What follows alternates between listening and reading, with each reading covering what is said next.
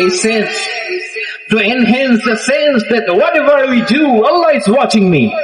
আপনি যাই করেন, কেউ দেখে না, কিন্তু দেখে কে?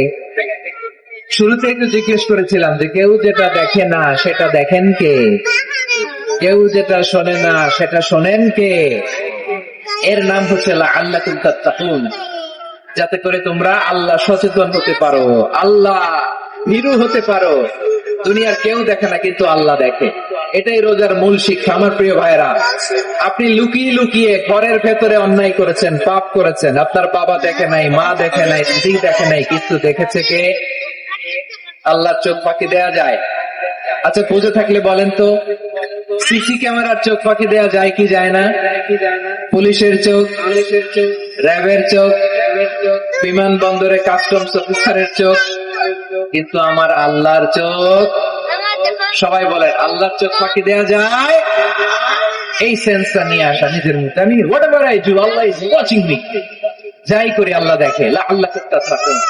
রমাদানের রোজা, ইফতারি, সিয়াম, ইবাদত সব কিছুর মধ্য দিয়ে আপনাকে খেয়াল করতে হবে যে লাআল্লাকুম তাত্তাকুন এই স্ট্যান্ডার্ড, এটা অ্যাচিভ হচ্ছে কিনা আমাদের, যাতে করে তোমরা মুত্তাকি হতে পারো, আল্লাহ ভীরু হতে পারো। তাকওয়া, এটা হচ্ছে the essence of Islam. What is তাকওয়া? তাকওয়া মানে কি? তাকওয়ার সংজ্ঞা অনেকে অনেক ভাবে দিয়েছেন। আমি সরাসরি সাহাবাদের কাছ থেকে একটা সংজ্ঞা আপনাদের শোনাচ্ছি। ওমর ফারুক রাদিয়াল্লাহু তাআলা আনহু উবাই ইবনে কাব রাদিয়াল্লাহু তাআলা আনহুকে জিজ্ঞেস করেছিলেন, ইয়া উবাই মা হুয়া তাকওয়া? হে উবাই, তাকওয়া কি? তাকওয়া কাকে বলে? উবাই ইবনে কাব তিনি প্রশ্নের উত্তর না দিয়ে উনিও আবার প্রশ্ন ছুড়লেন। তিনি বললেন, ইয়া আমিরুল মুমিনিন, আমা সালাকতা তারিকান যা শাউক? আপনি কি কাঁটাযুক্ত রাস্তা দিয়ে মরুভূমিতে কখনো হেঁটেছেন? যে রাস্তার চারদিকে ক্যাকটাস, গুলমলতার কাঁটা, হেঁটেছেন?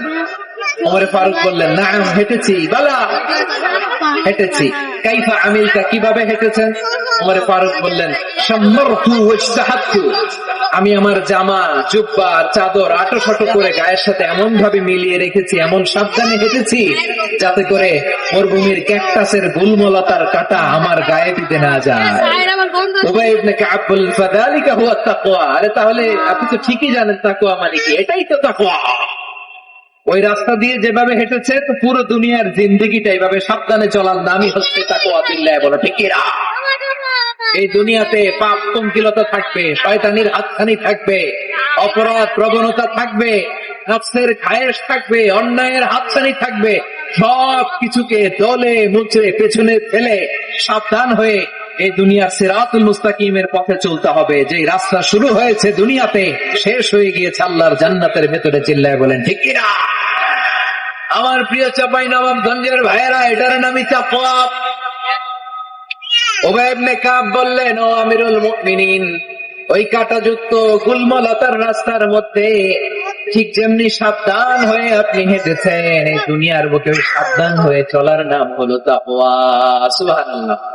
তাহলে তাকওয়া কারে বলে? আমার চাঁপাইনবাবগঞ্জের কলিজার টুকরা ভাইরা, বুঝতে পারছেন আপনারা?